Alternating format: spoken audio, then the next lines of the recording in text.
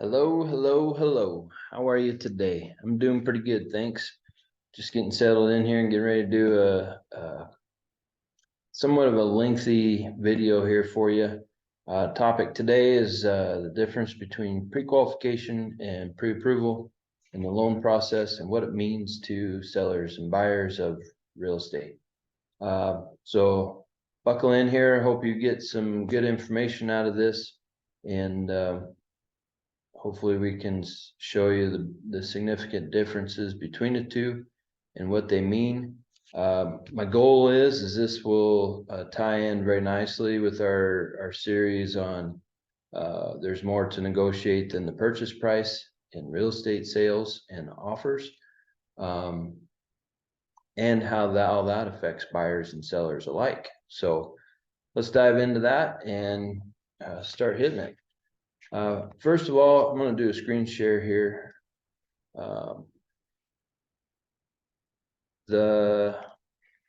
downloaded a Wyoming state real estate contract. Up here in the top right hand corner, it says buy and sell real estate residential. It just happens to be a residential form. It could have been farm and ranch or commercial, doesn't matter. But the key thing here is in parentheses, it says financed. So that's our first cue that the buyer's looking at financing. And so we need to understand what that means to both buyer and seller. We're going to scroll down here to page 2 because that's where our focus is going to be today. Okay, so loan application. If a new loan is to be obtained or the existing loan is to be assumed, we typically don't deal a lot with assumed loans anymore, meaning that the current loan could be assumed by the new buyer if the bank gives permission. But for today, we're just dealing with getting a new loan in the information in this video. But anyway, the buyer agrees to the following. Complete and tender the loan application to the lender within so many business days following the seller's acceptance. Okay, so this is already kind of a window here and gives a little insight to the seller. If we see a shortened window here or no window at all, we see 0 or 1 business day. That means as a buyer, you're telling the seller, you've already got the party started, the ball's rolling. There's really no doubts that the loan process, the loan application process has started. Now, flip the coin here, maybe we see 7 to 10 business days in here. Now you're telling the seller, I got 1 foot in, I really like your property, but I'm really behind the 8 ball here, and I haven't talked to a mortgage lender, haven't talked to a real estate loan officer. It's going to take me a few days to get my stuff put together and take it into them, but I still want to make my offer to you because I don't want to lose this property. Now, all of a sudden, as a buyer, you are behind the 8 ball. So you're being reactive and not proactive. But anyway, you got to put in here your best expectations as a buyer on how to satisfy this contingency to the seller. This just goes on to say buyer agrees to cooperate with the lender to complete any and all required steps in conjunction with the credit report or the appraisal. This video today has nothing to do with the appraisal, so we're going to skip that. But the credit report, we're going to see a lot of that in this video today. So the buyer is going to agree to cooperate with the lender. They're putting out a promise there that, hey, Mr. and Mrs. Seller, I'm going to do this to the best of my ability to participate with the lender to get the right loan, to get the right money to buy your property. Buyer shall provide a pre-qualification letter by the close of a predetermined business day here. Okay, so maybe you've already got the pre-qualification letter or the pre-approval letter, and you're going to put that date here. And you'll put the current date, right? You're not going to put tomorrow or 5 days from now. You're going to put the current date, because at the top of this, it says today's date is XYZ. So I already have my letter of credit from the lender or my pre-approval or my pre-qualification. So I'm going to put the same date here. If you don't, you're going to put a date out in the future in this line here. Pre-qualification. So the Wyoming State Legal Department for our real estate forms that were provided to us, because, hey, by the way, I'm not a lawyer. We get these contracts to fill in from people that are lawyers at the state level that provides it to our Wyoming State Association. So anyway, those folks there that draft these offers / contracts, they put in what the definition of pre-qualification is here. Sorry, the mouse is a little jerky on this today, but it's important to clarify this very quickly. They put in the definition of pre-qualification, not the definition of pre-approval. Means that a loan application has been made. Here's where buyers and sometimes other real estate professionals get a little sideways, is they think it will be made instead of has been made, especially when, so I'm a real estate agent. I get a phone call on the weekend, right? Have you talked to a lender? No, I was going to on Monday. But then we end up doing an offer, right? It's a Sunday. We end up doing an offer because that's how real estate works. And realtors, they go when customer says go. I think it's important to know has been and will be, unfortunately, get interchanged here. And as a seller, sellers should be aware of this. They need to know where exactly the buyer is in this stage of the process. Anyway, has been made and a preliminary loan commitment has been obtained from a Wyoming licensed mortgage lender / broker, or a person that can lend money, provided that they fall into this Wyoming state statute. If you need to look that up, you're sure welcome to. But anyway, a Wyoming licensed mortgage professional or real estate lender professional provides said pre-qualification letter. That's super important. From a seller's point of view, they're going to want to know that the money can show up at the closing time and the purchase can be fulfilled. Furthermore, the letter must state the basis of the review. What has the lender done up until that point on behalf of the buyer? The mortgage financing for the amount sufficient for the purchase. Doesn't mean you have to put in there the purchase price. It doesn't mean that you need to put in there the amount that is going to be financed by the lender. It just says an amount sufficient enough to purchase the property. I know that there's some different conversations out there in the world about what this means. I'm just saying this. If I'm working on behalf of a buyer, I'm not going to put in there the full purchase price amount or the exact amount that the loan's going to be for. We're just going to have in there that the lender is willing to participate with the buyer and that sufficient funds will be made at the time of closing. That's all a seller really cares about, right? Like, they don't care what the last cent is for the loan. They don't care if on a $200,000 purchase, if you're getting a $100,000 loan or $150,000 loan or a $200,000 loan for a $200,000 purchase. They just want to know that the money's right and it's going to be available. End of story. So anyway, back to this. It talks about pre-qualification, and I'm going to lay emphasis on that again. It only talks about pre-qualification and what it means in the Wyoming state offers / contracts, not pre-approval. The rest of this paragraph The buyer agrees to complete and promptly tender to the lender any documents and other information required for the process of the application. Important statement here, not to withdraw the loan application.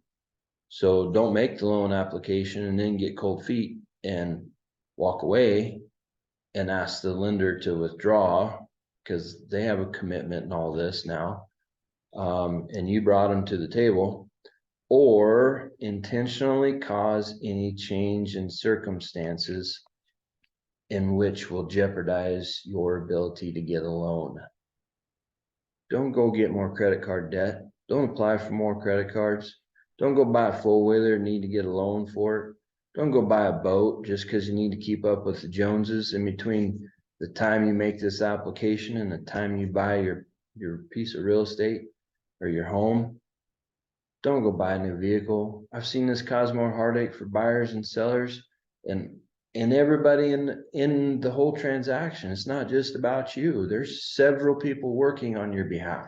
There's several people working on behalf of the other side of the table.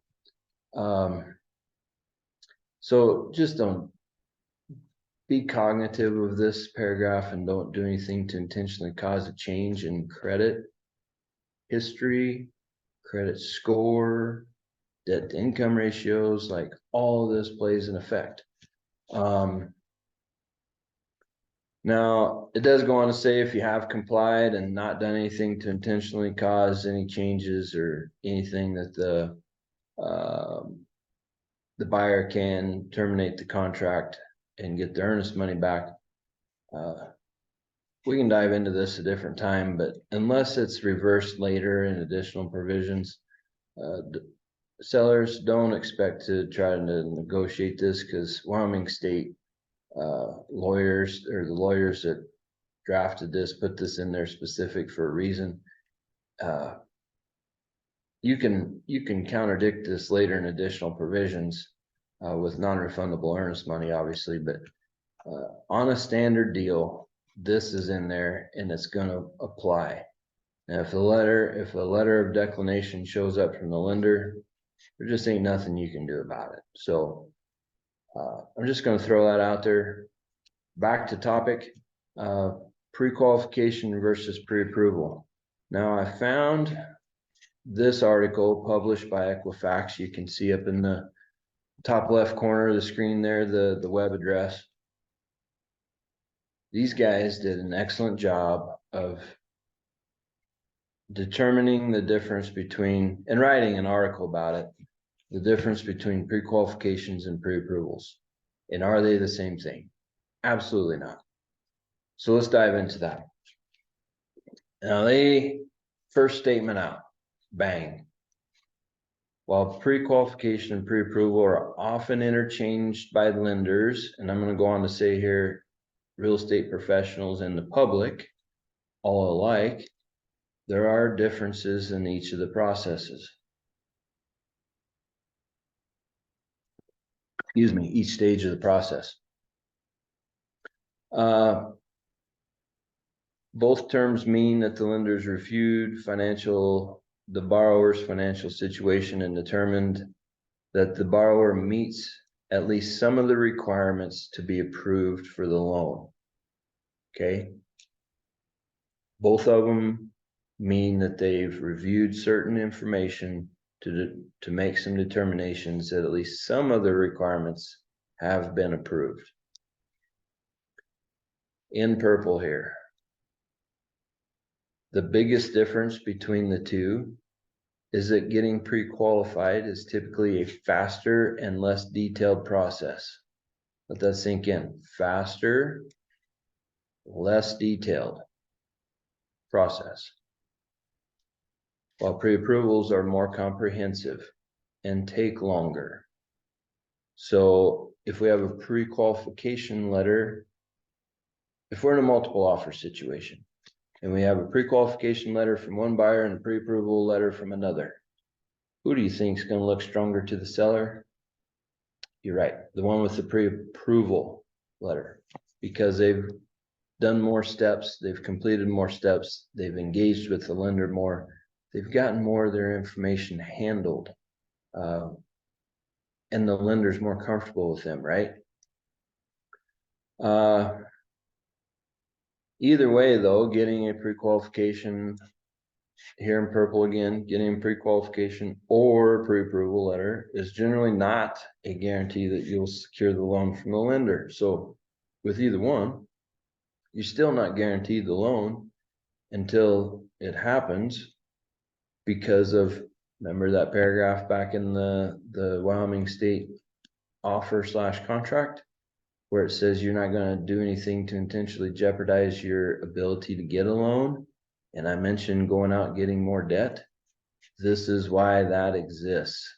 Borrowers, impulse buyers, borrowers not doing their due diligence, being patient. Impulse buyers are the worst. They just cause havoc on themselves and everybody around them. That's why these statements exist. However, having them help you prove to the seller that you are able to receive financing on the purchase. Okay. Having either one will help prove your ability to prove to the seller that you can get a loan for the financing. I forgot to tell you, this article is designed for both mortgages, real estate loans, and getting auto loans. So it talks about auto loans here, but getting pre-qualified can help you determine how much money you can borrow so that you can focus on your purchase and a budget. So gets you started and moving in the right direction. So what is a pre-qualified offer? So they break it down here. They do. I mean, this article is stellar.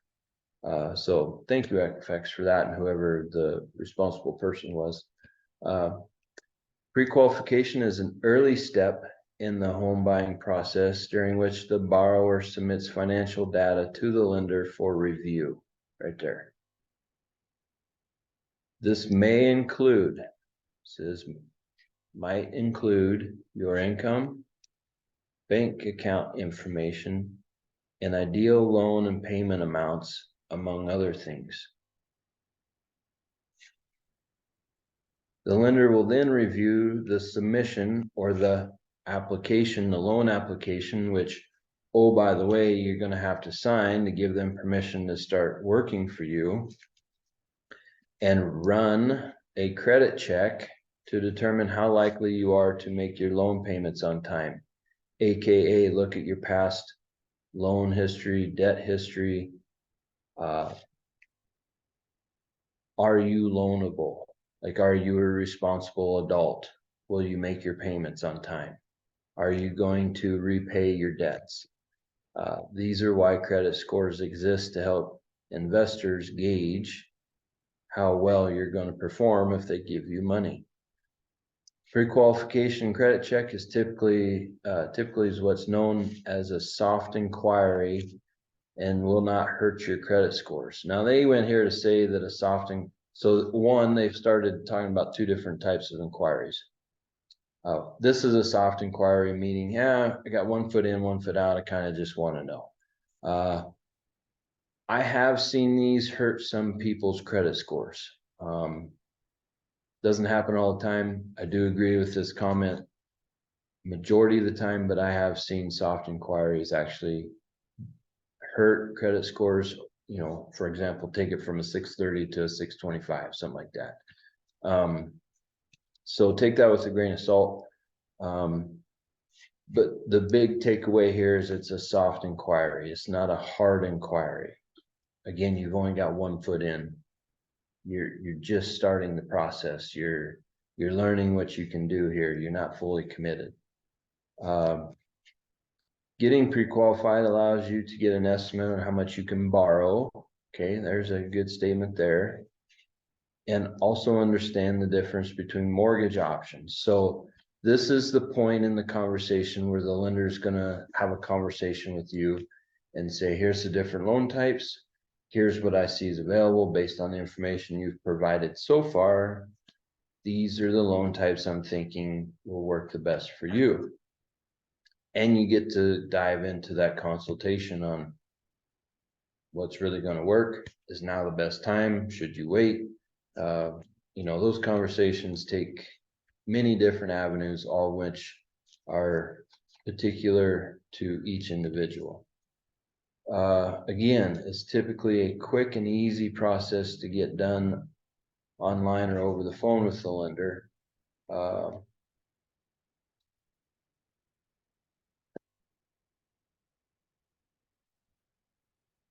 Last sentence into this. Boom.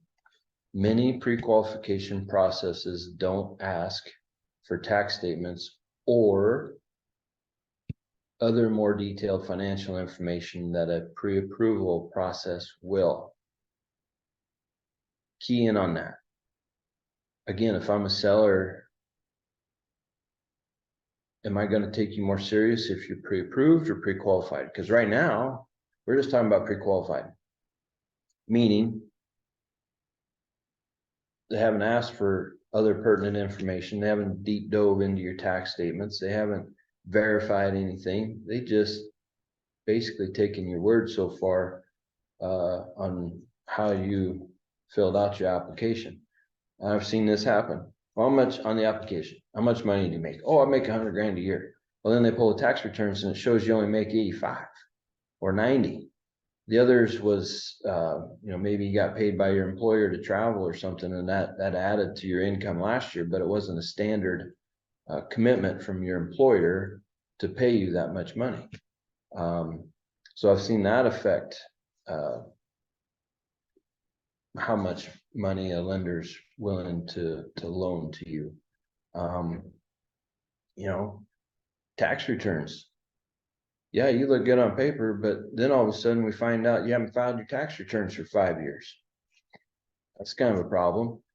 So in the pre-qualifying stage, there's marginal errors here, is what I'm saying. Whereas the pre-approval stage, those errors have virtually been eliminated. So let's dive into that. Obtaining a pre-approved offer is a lengthier process that requires more thorough investigation of your credit history and other financial information. First sentence in nails it. You couldn't summarize it any better than that. In the event of a mortgage, a pre-approval offer can indicate that you are more committed as a home buyer, which can particularly help you in a competitive market. Seller's market, multiple offer situations surface all the time. Seller's market, buyer's markets, neutral markets. You can have 2 people at one time, or 3 people, or 3 families all at one time put an offer in on a piece of real estate that they all like. Who's the seller going to take more serious? Here's where, if you want to be a better buyer and a more informed buyer, here's where you start to stand apart from the rest of your competition. This paragraph talks about auto loans, so I'm going to skip that. Unlike pre-qualifications, pre-approvals typically require a hard inquiry. So I alluded to that earlier. The lender is going to take a deep dive into your credit history, which can temporarily lower your credit score. So be prepared for that. And I'm also going to throw this out there. We all have 2 different credit scores out there. Nobody talks about them, but they exist. One is for consumer credit score. The other one is for mortgages, or your mortgage credit score. 90% of the time, your mortgage credit score is going to be lower than the consumer credit score. So you get on Credit Karma or whatever third wheel credit reporting company you pay to pull your credit report, which, oh, by the way, you shouldn't do. And it says you got a 630 credit score. Let's go with 650. You got a 650 credit score. That's your consumer credit score. Your mortgage credit score, 90% of the time, is going to be less than that. Then you go through the pre-approval process. here it already discloses from one of the 3 credit reporting companies, there's going to be a dip in your credit score. So don't go getting hard pulls from 3 or 4 mortgage companies. And because every time a different mortgage company does a hard pull, even a soft pull, this can happen. It's going to hurt your credit score. So you can go from a 650 to 600 within a week and not even know what you're doing. So this is the importance of interviewing your mortgage lenders before committing to doing a credit pull. Or you should pull your own credit score and take a copy into them to help them analyze before doing your soft and hard pulls.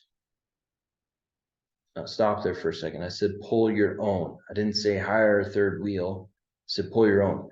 The United States Congress a few years back required that all 3 credit reporting companies provide 1 free pull a year to all U.S. citizens. All you got to do is do the legwork. Send in each one of them. You can send an email. They'll email you back. You can call in, request your credit report.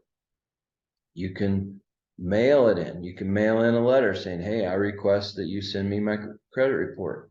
Once you have all 3 credit reporting companies' credit reports, you could submit them to the lenders without even doing a soft pull and a hard pull.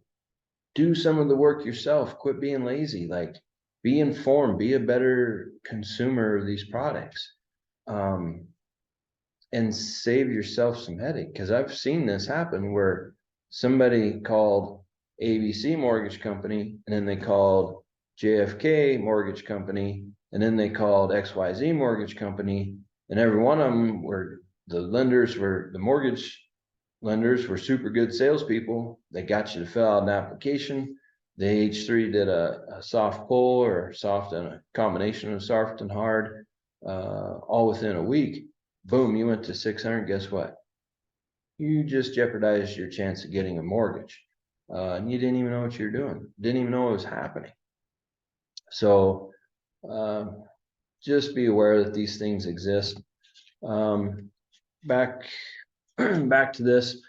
The lender may also, at this point, the lender is going to ask for copies of your pay stubs, W-2 statements, and signed, keyword signed, tax returns from previous years. The process may take up to 10 days. The author of this article put specific 10 days. I'm going to suggest here that you focus more on a range of 8 to 14 days. It may be sooner than 8 days. It all just kind of depends on how busy the mortgage lending institutions are at that given point in time. I don't like the hard and fast rule of 10 days. I think you should expect a range. But your pre-approval letter will include more details about the offer, such as a specific loan amount or designated interest rate. So now all of a sudden, you've conversed with the mortgage lender, and the mortgage lender is becoming more committed to you, right? Like, oh, you're an 800 credit score. We can, you know what? I can do this interest rate for you. Oh, you got a 580 credit score. Our standard is going to be, if I'm an 800 credit score, they might tell you 5.5%. Oh, you're 580. Our standard for that's going to be 6.25% interest. And if you calculate that out on the years of ownership of that mortgage, that 0.75% or 1% or 2%, whatever the math works out to be in, equals thousands and thousands of dollars for you, the borrower. So just keep that in mind. The rest of the article talks about some other information. I'm not going to deep dive into that. And again, we've referenced the website address here. If you need to go look at that or analyze that some more, you're sure welcome to at Equifax.com. So anyway, back to the gist of this: negotiating sales contracts and offers, looking at offers. What does it mean for the seller? What does it mean for the buyer? Buyers need to, my suggestion, need to get more involved in the process with their lender to let themselves stand apart and show the seller how dedicated they are to the purchasing of said real estate. Sellers need to be more diligent and ask more questions. Where are they at in the process? Are we taking a risk here? There's always going to be a risk, right? How much of that risk has been alleviated? That's the magic question. Like, can we eliminate all risk when we sign a contract or pick the best offer? The answer is no. That's never, ever going to happen. How much of that risk can we eliminate? How much better are we going to sleep at night knowing we've picked the right buyer? Buyers, how are you going to outcompete other buyers? How are you going to negotiate a better term? Maybe if you can show the seller that you're pre-approved and not pre-qualified, maybe you can get a better price. Maybe you can get a sooner closing date, which may or may not have an effect on the seller. All these things get brought in the conversation. That's why they say no deal is ever identical. No deal is ever the same. So anyway, lastly, I'm going to jump over to our famous connections book.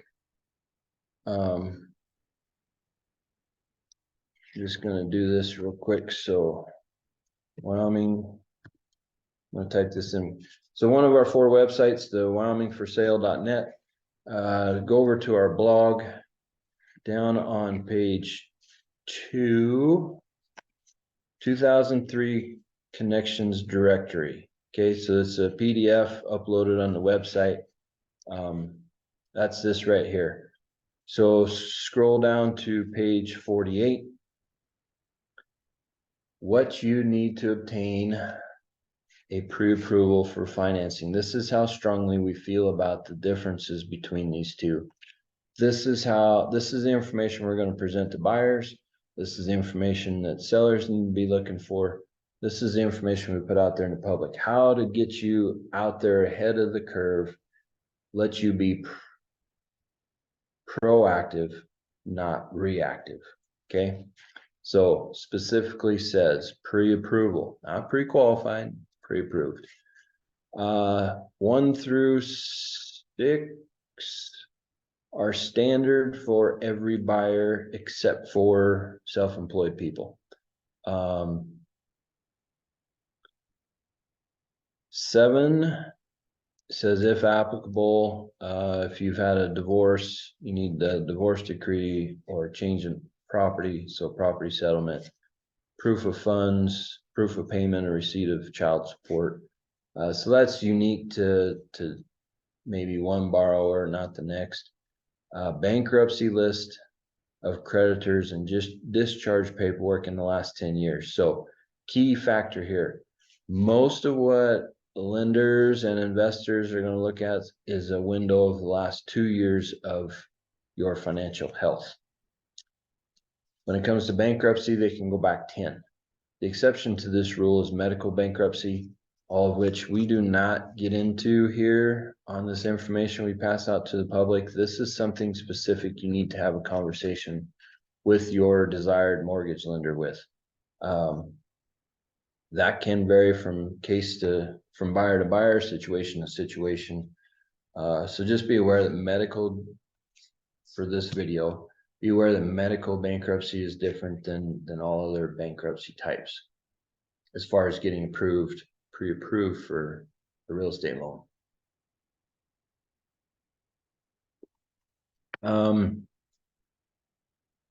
9, proof of income. So this may be additional income or outside of your job income. So Social Security, child support, alimony, rentals, royalties. You may own some rentals already and you got that income coming in, or you got some mineral royalties. Child support's pretty common, unfortunately, but that's the way the world is. Meaning there's too many divorces, by the way. I didn't mean to imply anything else other than the divorce rate's really high in our country, and children are the ones that suffer. And then proof that you received this in the last 12 months and the documents verifying the income. 10, this is for veterans, so they're going to ask for your DD 214s, and self-employed people. We've left a pretty broad blanket here. Call for additional items. Self-employed people are the most discriminated group of people in the financial world when it comes to getting real estate loans, because investors think it's more of a risk to take a risk on you and provide you with a real estate loan. So just be prepared if you're self-employed to be bringing a whole lot more paperwork to the table. That's why we left it as just additional items needed for the sake of our book. And if you've sold any real estate recently, provide the purchase contract and or the closing settlement statement. And then lastly, of course, at some point, if you're buying real estate and you need insurance on that property, you're going to need to let the lender know who your other team member is outside of your real estate professional, aka realtor, such as myself, who your insurance agent is in their contact information. So as a buyer, you're always building a team, right? Your designated real estate professional, aka realtor, your lender if you need financing, and then your insurance agent. So these people all work for you. You are the owner of your team, and we are all coaches to help get you from point A to point B and satisfying all your goals. So anyway, I hope this video helps clarify some things and helps both buyers. If you're a seller, I hope this video helps clarify some questions you may have. If you're a buyer, I hope this helps get you ahead of the curve and helps set you apart from maybe some of your competition out there buying real estate. And if you got questions, leave a question in the comments down below, or call us, whatever. I may have missed something here or said something that wasn't very clear. I get it. So yeah, let's engage in some conversation and get that clarified for you. So anyway, again, hope this helps, and we'll catch you on the next video. And if you know somebody else that could find this information useful, be sure to pass it along to them. Talk to you later.